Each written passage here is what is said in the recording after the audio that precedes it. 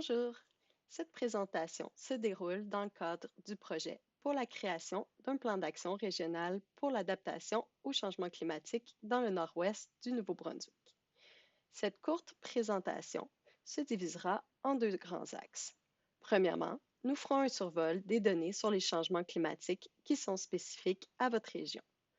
Puis, nous vous expliquerons quelle est la portée du projet, à quoi vous pouvez vous attendre des résultats et pourquoi votre contribution est importante. Les changements climatiques font référence aux variations naturelles du climat, par exemple par le cycle solaire ou les éruptions volcaniques, mais également aux variations du climat qui sont causées par les activités humaines, principalement liées aux émissions de gaz à effet de serre, comme le dioxyde de carbone ou le méthane, qui proviennent de la combustion de charbon, de pétrole et de gaz. Les plus récentes données scientifiques démontrent que l'être humain serait majoritairement responsable du réchauffement climatique dans le monde depuis les 200 dernières années. Nous allons vous présenter certains paramètres clés des projections climatiques pour votre région. Les données qui seront présentées représentent les variations entre 2020 et 2080. Le scénario de données qui a été choisi est celui qu'on appelle RCP 8.5, représenté en rouge dans le schéma. C'est un scénario qui pourrait se produire dans l'éventualité où, de façon globale, nous continuons d'augmenter nos émissions de gaz à effet de serre. C'est ce qu'on appelle le worst case scenario. C'est un scénario qui amène à la précaution. Nous aimerions également mentionner que les projections présentées sont les meilleures données actuelles qui sont basées sur des modèles climatiques, donc basées sur des données, des équations, et représentent une simulation.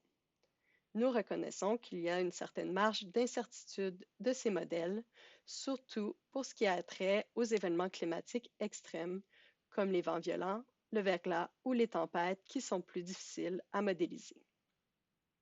Nous croyons toutefois que l'incertitude de ces modèles ne devrait pas faire obstacle aux efforts d'adaptation qui sera intégré dans un processus d'amélioration continue et évoluera en parallèle avec le développement des connaissances et des nouvelles réalités climatiques.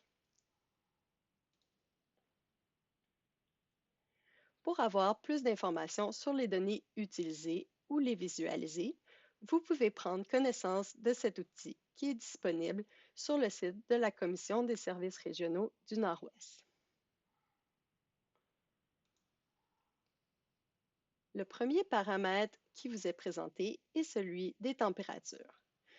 Donc, nous anticipons une hausse générale des moyennes de température qui sera un peu plus marquée à l'hiver. Nous prévoyons également une hausse des grandes chaleurs, donc des périodes de canicule. Actuellement, nous observons une moyenne de 16 jours où les jours ont des températures maximales supérieures à 30 degrés Celsius. Cette donnée pourrait augmenter jusqu'à 56 jours d'ici 2080. On prévoit également une augmentation de la durée de la saison de croissance qui réfère à la période où les végétaux peuvent pousser, donc qui pourrait représenter une opportunité pour l'agriculture. Il est important de mentionner que l'augmentation de cette durée de croissance ne tient pas compte des périodes de sécheresse ou de gel et dégel qui pourraient affecter de façon négative la croissance des plantes. Donc, on a longtemps parlé de réchauffement climatique, mais les changements climatiques ne se réfèrent pas seulement aux températures plus élevées. En effet, il y aura plusieurs d'autres effets, comme ceux liés à la précipitation. Donc, on prévoit une augmentation générale des précipitations, surtout à l'hiver et au printemps. Il est important de mentionner qu'ici, on réfère au volume de précipitations, mais que le nombre de jours de pluie est censé rester stable et le nombre de jours de neige est censé baisser. Donc, nous anticipons un plus grand volume de précipitations sur un nombre égal ou restreint de jours. Donc, on peut s'attendre à des épisodes beaucoup plus intenses. Le troisième paramètre réfère aux périodes de gel et dégel, qui sont lorsque dans une même journée, on observe des températures à la fois au-dessus et en dessous de 0 degré. Donc, on prévoit une baisse générale de ces périodes, mais une hausse importante à l'hiver. Ceci peut avoir des impacts importants sur les infrastructures, dont notamment les routes asphaltées. Donc, on peut prévoir un peu plus de nids de poules. Comment est-ce que ces projections se traduisent en termes d'événements climatiques? Eh bien, on prévoit une augmentation des extrêmes climatiques, tant dans leur fréquence que dans leur intensité. Par exemple, des épisodes de verglas l'hiver, des averses importantes à l'été et à l'automne.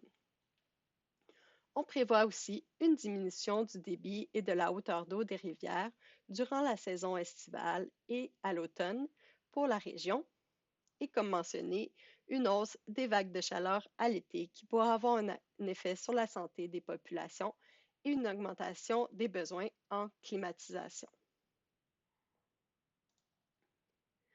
Donc, c'est dans ce contexte que s'insère la nécessité de mettre en place un plan d'adaptation pour faire face au changement climatique. Qu'est-ce que l'adaptation? Premièrement, nous allons définir deux termes qui portent parfois à confusion. Lorsque nous parlons d'atténuation, nous parlons d'actions qui visent à réduire les concentrations de gaz à effet de serre dans l'atmosphère afin d'atténuer les changements climatiques. Lorsque nous parlons d'adaptation, nous parlons d'actions qui visent à répondre aux impacts négatifs des changements climatiques par des mesures préventives, par exemple sur les services ou les infrastructures municipales, des mesures socio-économiques ou des mesures environnementales. Il est important de noter que c'est possible de faire des actions qui vont affecter à la fois l'atténuation et l'adaptation. Par exemple, planter des arbres dans les milieux urbains permet de diminuer les concentrations de CO2 dans l'atmosphère, puisque les arbres peuvent séquestrer et entreposer ce gaz. Et la plantation d'arbres offre également de l'ombre pour les citoyens durant les périodes de canicule, ce qui permet de réduire les effets d'îlots de chaleur dans les milieux urbains. Qui est responsable de mettre en place des actions d'adaptation? Nous croyons que tous les secteurs ont intérêt à mettre en place certaines actions. Par exemple, pour le secteur privé, notamment pour les industries qui dépendent des ressources naturelles comme la foresterie, l'agriculture ou les érablières, qui subiront le plus les impacts des changements climatiques. Ces industries pourraient mettre en place des actions qui permettraient d'éviter des baisses de rendement causées par exemple par l'apparition de nouvelles maladies ou de ravageurs. Les citoyens peuvent également contribuer à l'adaptation au changement climatique en adoptant des pratiques durables. Par exemple, en aidant à conserver l'eau, en réduisant sa consommation ou en installant des récupérateurs d'eau de pluie. Les citoyens peuvent également mieux se préparer aux urgences, par exemple en créant un plan familial pour les situations d'urgence ou avoir un kit de produits essentiels à la maison. Les citoyens peuvent également contribuer par l'aménagement de leur terrain en plantant des espèces végétales qui sont adaptées aux conditions climatiques locales et résistantes à la sécheresse ou en installant des jardins de pluie. Mais l'un des secteurs clés pour l'adaptation au changement climatique, c'est le secteur public à toutes les échelles, donc fédérale, provinciale et municipale. Ce secteur peut venir appuyer les initiatives d'action pour les changements climatiques pour le secteur privé et les citoyens. Ils peuvent mettre en place des règlements ou des programmes qui soutiennent la mise en œuvre de pratiques durables ou encore investir dans des infrastructures publiques. Le projet dont il est question aujourd'hui vise principalement à identifier quelles actions les municipalités de votre région doivent et peuvent mettre en place pour mieux s'adapter aux impacts des changements climatiques et ainsi créer des communautés plus résilientes. Donc, le plan d'adaptation régional au changement climatique qui sera élaboré dans le cadre de ce projet vise à identifier des actions spécifiques que votre communauté pourra mettre en place. Certaines actions iront cibler des communautés de façon spécifique et certaines s'appliqueront à la région du Nord-Ouest au complet. Ces actions peuvent prendre différentes formes. Nous avons ici une liste d'exemples tirés d'autres plans. Vous voyez qu'il y a donc une gamme d'actions possibles, certaines qui peuvent demander un minimum de ressources, par exemple de sensibiliser les citoyens sur le déneigement des toitures, et d'autres qui demanderont davantage de ressources des municipalités, par exemple pour le remplacement d'infrastructures routières problématiques. Ces actions peuvent être classées sous 4 différents types, peuvent constituer premièrement des programmes ou des réglementations.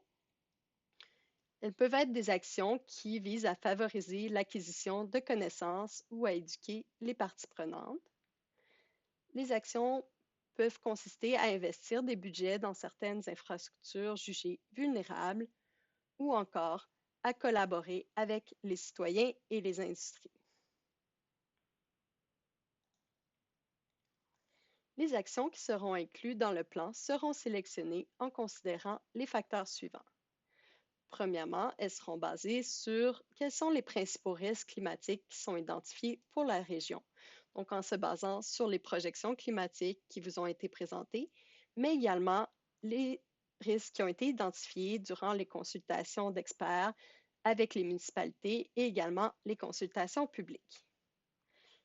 Les actions viseront également à réduire les vulnérabilités, donc certaines faiblesses ou lacunes qui auront été identifiées, par exemple au niveau de l'organisation municipale, des infrastructures, des facteurs socio-économiques ou de l'environnement.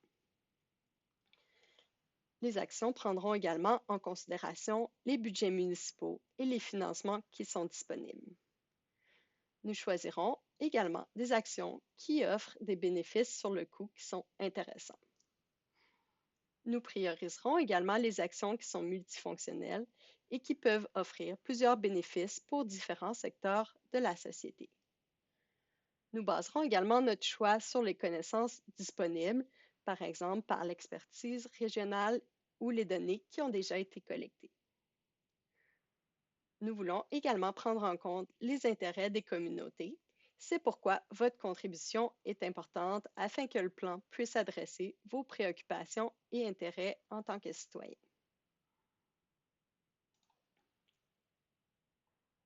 Merci d'avoir pris le temps d'écouter cette présentation et de participer à cette séance de consultation publique en ligne. Votre contribution et vos commentaires constructifs sont essentiels pour informer les décisions futures et collaborer à la création de communautés résilientes. Les résultats obtenus seront compilés de façon confidentielle et vont permettre d'appuyer l'élaboration du plan d'adaptation régionale au changement climatique. Ce projet est financé en partie par le Fonds de fiducie en environnement ainsi que le Fonds MITAX qui vise à stimuler l'innovation au Canada. Nous voulons également remercier les partenaires du projet, incluant l'Université Mount Allison, le Centre de recherche Innov et la Commission de services régionaux du Nord-Ouest. Pour toute question relative au projet, vous pouvez contacter Clémence Mercil, qui travaille à la Commission des services régionaux du Nord-Ouest. Merci.